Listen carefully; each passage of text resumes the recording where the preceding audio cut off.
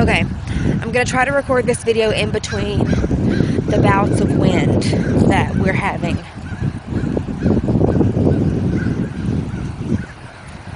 Like now.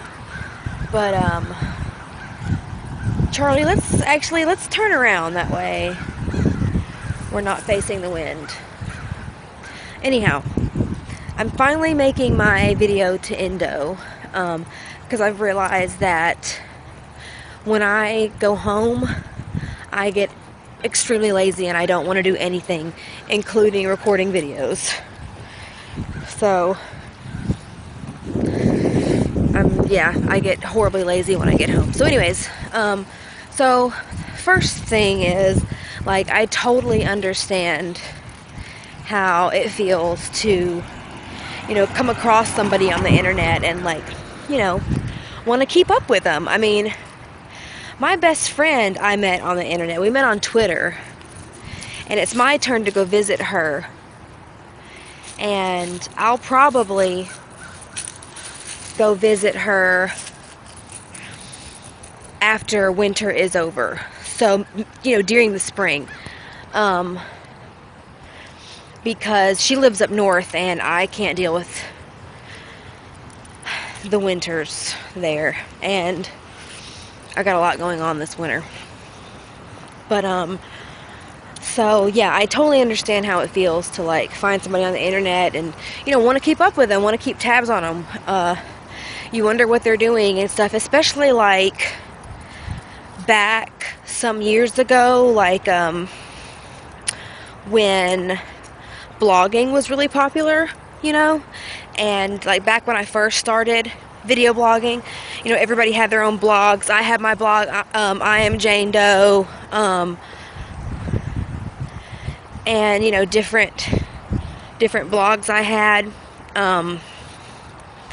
You learned about people, you learned about their lives and what they were doing, and that's one of the reasons I've always loved the internet so much because you can keep in touch with people and really learn about people. And I have a Tumblr and I love my Tumblr. Like, I share way too much with Tumblr. But yeah, so I totally know how that feels. I did get in trouble with the law recently. I got arrested in March, and I am on probation right now. And I'll be off probation I'll be off probation June 22nd of next year. If everything goes well, and everything's been going well. I've been doing everything that is required of me. I did my jail time, I did my anger management, and then I have to do community service, which I guess this community service is a little different from the last time I was on community service, because the last time I had community service, I got to pick where I was going to have community service at, where I was going to do my community service. And I picked the Warner Parks, which is like a, state, I guess. I think it's like a city park, or I don't really know, but it's a big, nice park. Maybe a state park, I don't know. I did it there, and I got to pretty much set my schedule, but this time I have to do litter pickup, and I don't think I get to schedule it. I think pretty much I call, they tell me when to come in, and I have to be out at Harding Place, where the jail is, at like 5 or 6 in the morning, and we work from like 6 a.m. to like 2 p.m. and I'll have to do 3 8-hour days. So I have a friend that also has to do community service, so we're gonna try to schedule ours together, because it'll pass the time a lot quicker having somebody there that we know, that we are familiar with. Make things a little easier to deal with. And then, I don't know if we're going to be allowed to talk on our phones, which I hope that we are, because Me and Wesley talk early in the mornings. And I would do it on the weekends, like it'll be like a Saturday and a Sunday. A Saturday and a Sunday and another Saturday, I guess. I don't know how I'm going to do it. I might split it up into 3 Saturdays, I'm not sure. But I'll be able to talk to Wesley. Oh my God, Charlie just walked out in the middle of the street. Crazy. No.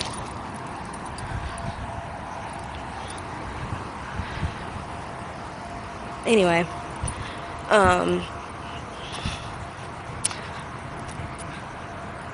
Yeah, so I think we have to do I have to do like 3 8-hour days.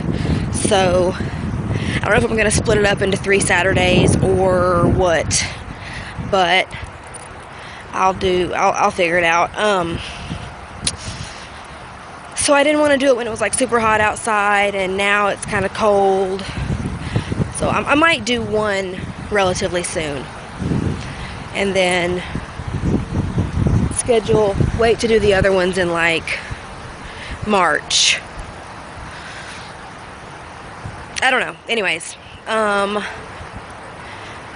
I think that was all that I wanted to respond to in this comment, and then I'm gonna go read your other comment and I'll be right back. Okay, and the second comment come on Charlie, we're turning around. Once again, there's like a vehicle up there that I'm not used to seeing, so I don't want to walk up that way. So anyway, the second comment that you left was basically, I think I had a lot I wanted to say. I mentioned in another video that, I had rethought my stance on needing to go to inpatient rehab, and I decided that long-term maintenance medication is a totally valid path, and basically a totally valid path. And then you were talking about kind of how you feel about NA and AA, and I have felt some feelings about NA and AA. I do feel like they need to cut people who are on maintenance therapy some slack. Like I said in my video, some thoughts on methadone and recovery. We are all trying to do the same thing. We're trying to live life the best and healthiest way that we are able. So I do believe that NA and AA need to be more inclusive of people who are on maintenance medication, and also, people who are on anxiety medications and stuff like that. I know that they are narcotics. Charlie's being awful. I know that they are narcotics, but I've been on them and I didn't abuse them, and I know just how much they help. Oh my God. Charlie, you need to get with the freaking program. That was ridiculous, dude. Oh my God, okay. I literally had to pull him across the street. Like, I know he wants to go that direction, but we can't. He's walked, he's pooped, he's done everything he needs to do. I have to work. I have to start walking my dogs, and he knows that. He knows the routine, and he just is not having it today. My arm is getting tired from pulling his 40-pound ass.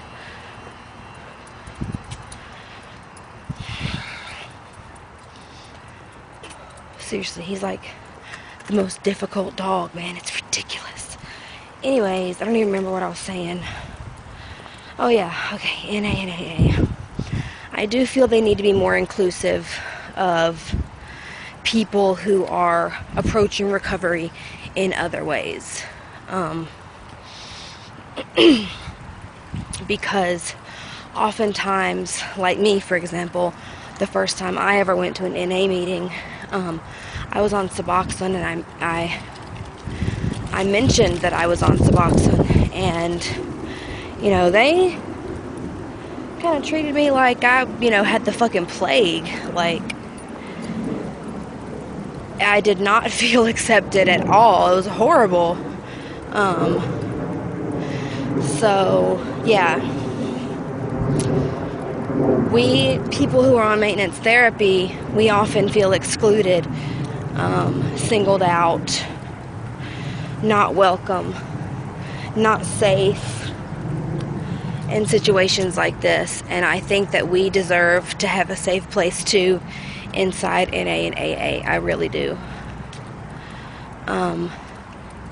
NA and AA, their number one requirement, their only requirement, is the desire to be free of drugs and alcohol. And people who are in maintenance treatment obviously want to be free from drugs and alcohol. That's why we've taken that step. So it needs to be a safe place for us, and they need to sit their asses down, honestly. That's the way I feel about it.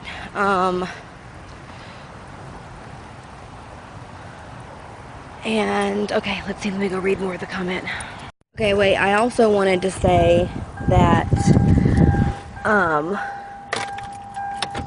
I felt like the most serious cult vibe ever when I went to the NA meetings. Like, it definitely feels very cultish. Just some of the things that are said, like how they'll repeat themselves, and just they have these slogans, and I don't know, it is very cultish. Okay, reading more of the comment. And you were discussing the honeymoon effect. Well, I've always called it like the pink cloud. Like when you're on the pink cloud. And I have literally heard people who are like fresh out of rehab, floating on the pink cloud, be sitting there with a fucking needle in their hand, preaching to somebody else, like saying like, well, what are you gonna do? What are your plans? I mean, surely you don't plan to use forever, while they're sitting there with a rig in their hand,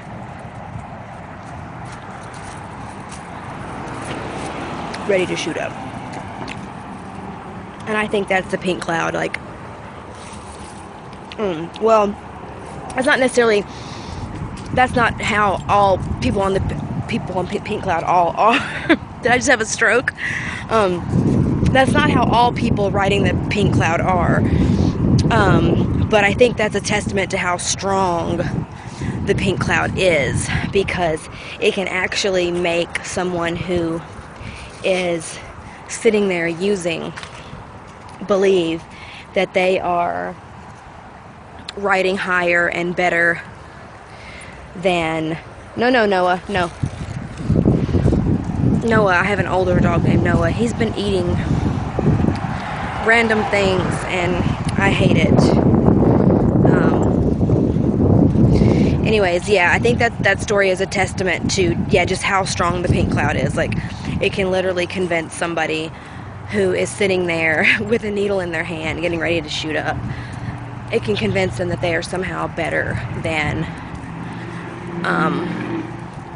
those of us who have never gone to rehab or never given it a chance, just because they just got out of it. And have 28 days of sobriety under their belt. So, you know, a lot of them think they're okay, so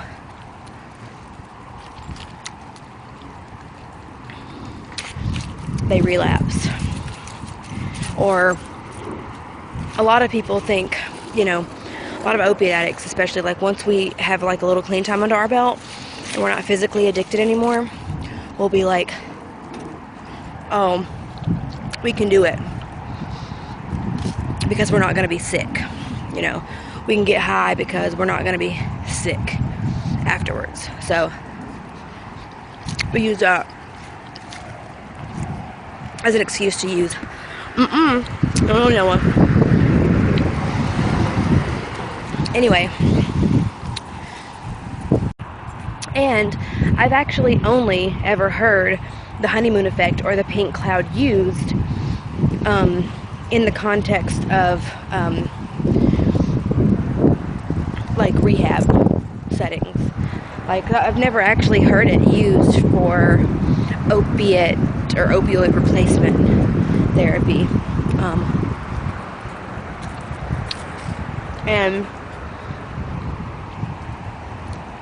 we don't say opioid replacement therapy here very often. Like, that's not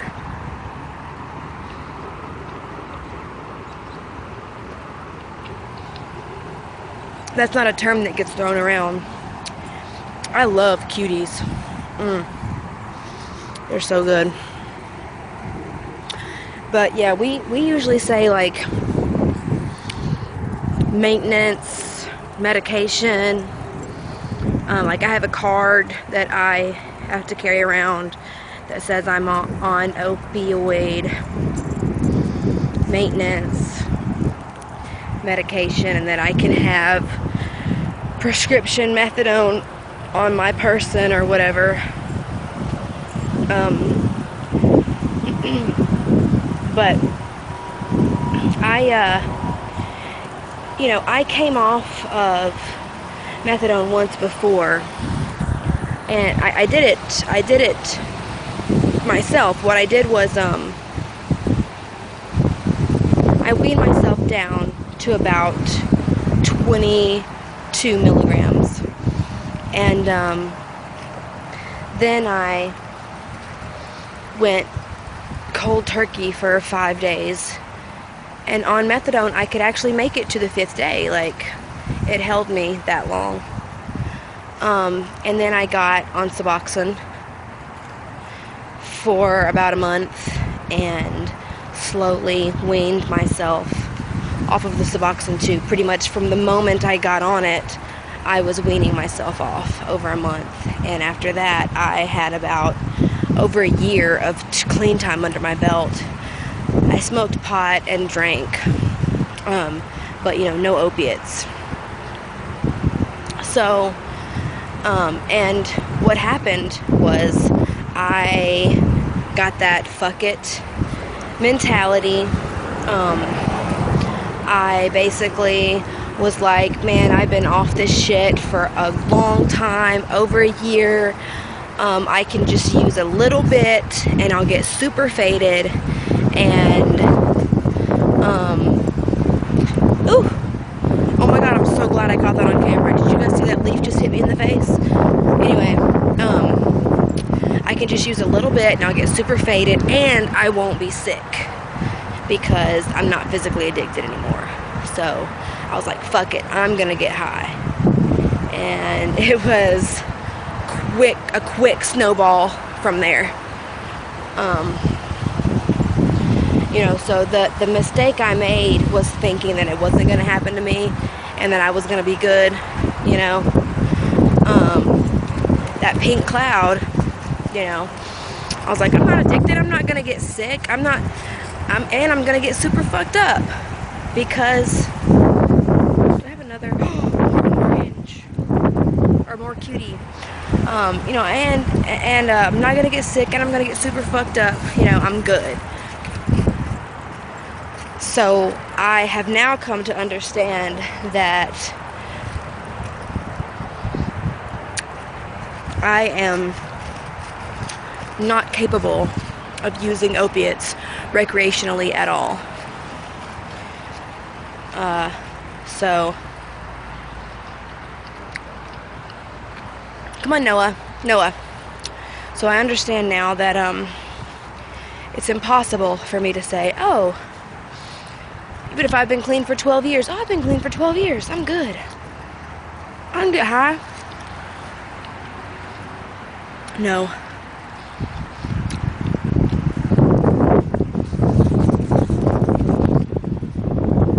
Absolutely not. Come on, Noah. Go this way, Bubba. Not capable of it. So, not even gonna go there. So I do think that I can achieve abstinence from opiates one day. I really do. But even just talking about that, it made me realize that rehab is not necessary for me. I have successfully weaned myself off of opiates before with the help of medical professionals. And it did take a long time, but I felt little to no discomfort, honestly. It started getting bad when I got down in the 20s with methadone. And then with Suboxone, I think the worst thing was the restless leg syndrome, honestly. Like, not being able to sleep because of that. And just not being able to get comfortable, like, it's off. That was the worst. It seemed like it lasted a long time with Suboxone too.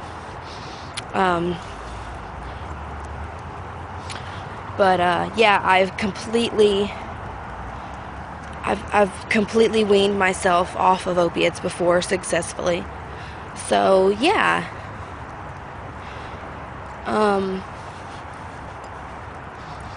Inpatient rehab doesn't have to be an option. I'm so sorry, this video is really long.